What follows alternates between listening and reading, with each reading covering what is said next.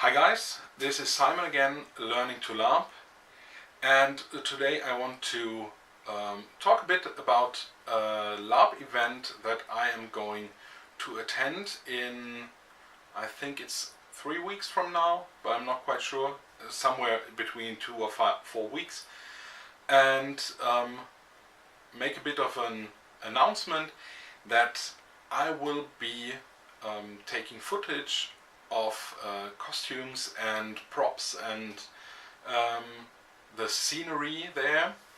I hope it will be entertaining and interesting for you. The event is called Odem 2. You won't find a lot about it online because it's an invitation only event. However, you can find a lot of pictures from Odem 1 in the link below on the website of Moritz Jendral, a LARP photographer with whom you will be familiar if you're a German LARPer or if you follow social media of the big German LARP events like Epic Empires or Conquest of Mythodea.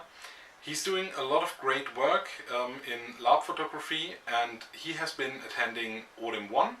And from the pictures, which I will link in the description, you can see it's a late Victorian horror setting, highly influenced by Lovecraftian horror. And the interesting thing about Odem 2 is that it will be basically a prequel to the scenario of Odem 1, which was taking place in the year 1889, and Odem 2, which is a completely different scenario, completely different characters, everything is changed, will take place in the year 1888, and I am absolutely clueless what we are getting into, and I hope that because I have attended Odem 1, that there will be some references to the first event, and that there will be some moments of clarity when we will go, oh wow, this is what triggers the event of the other scenario, and yeah, I hope that there will be a bit of mind-blowing involved. I am really looking forward to this event. The first one was absolutely astonishing. They had great props, there was a lot of special effects involved. They had a clock on the wall which had a mini computer built inside it, and a completely new clockwork that was every hour, every time the clock struck for a full hour, it would move and give a combination of numbers, and then just go back to the hour it struck, and then go on, and an hour after that it would give another number combination. And it took the players, or it took us, at least 12 days, 12 hours in this house until we until we saw it for the first time, that this clock was moving by completely out of the blue, and it was astonishing. They worked with sound effects. They hid Bluetooth speakers everywhere in the house, and they had a little box that was sealed, and you only could open it by knocking in the rhythm of a children's song, what's it called? A lullaby.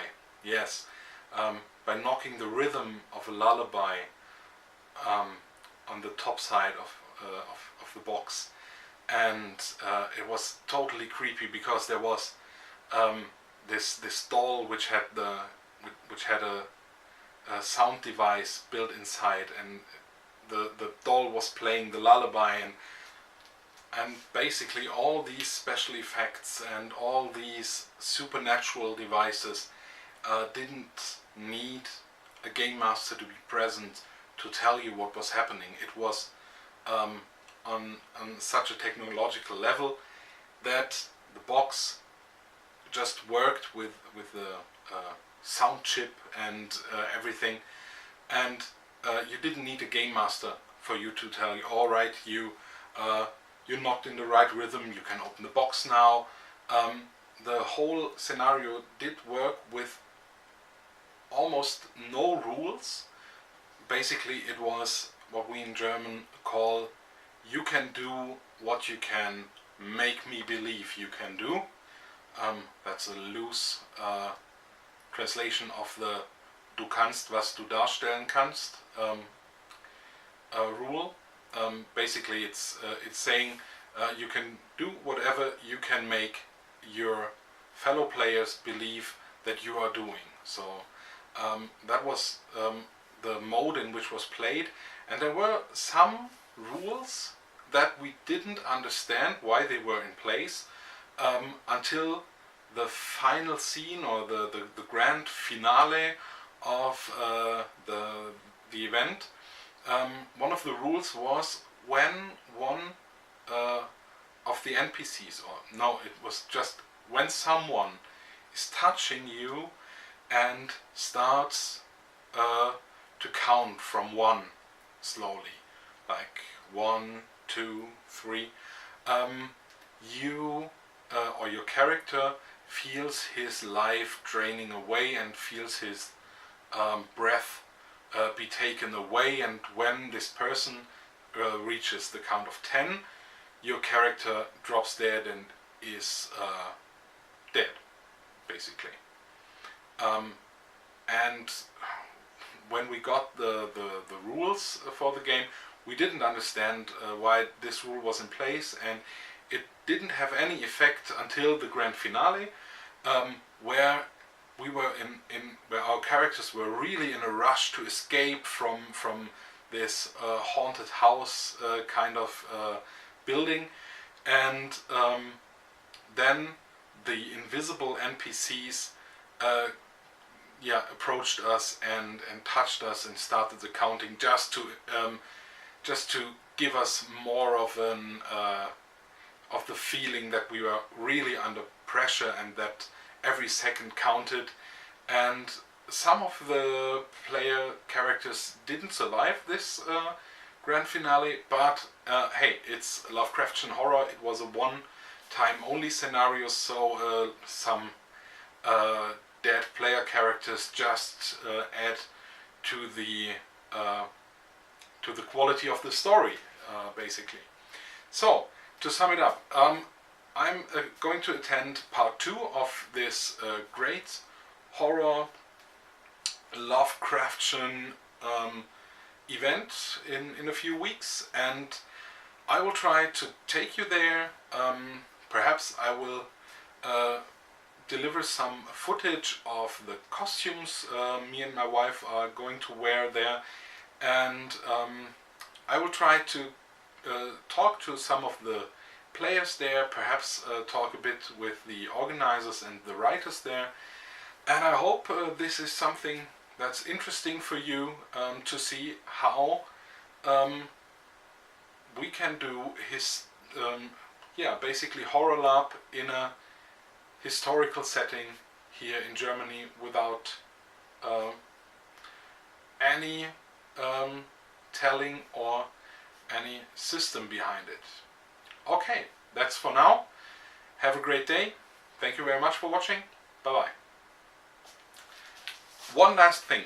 Even if late Victorian Lovecraftian horror LARP isn't your cup of tea, please have a look at the link in the description have a look at the photos and the works done by Moritz Jendral.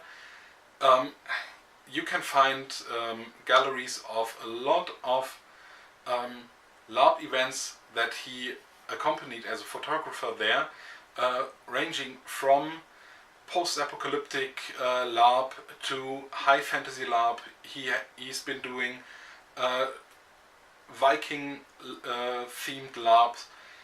There's a lot for everyone, and his works are just great. Some of the photos you can see in my channel banner are done by him. He's a great photographer, and to be honest, he's a great guy. Have a look at his photos, and yeah, if you have a spare buck, support this guy. He's doing excellent work, and he's been doing so much for the LARP community, especially the German LARP community. So yeah, that's really for today. Thank you very much. Bye bye.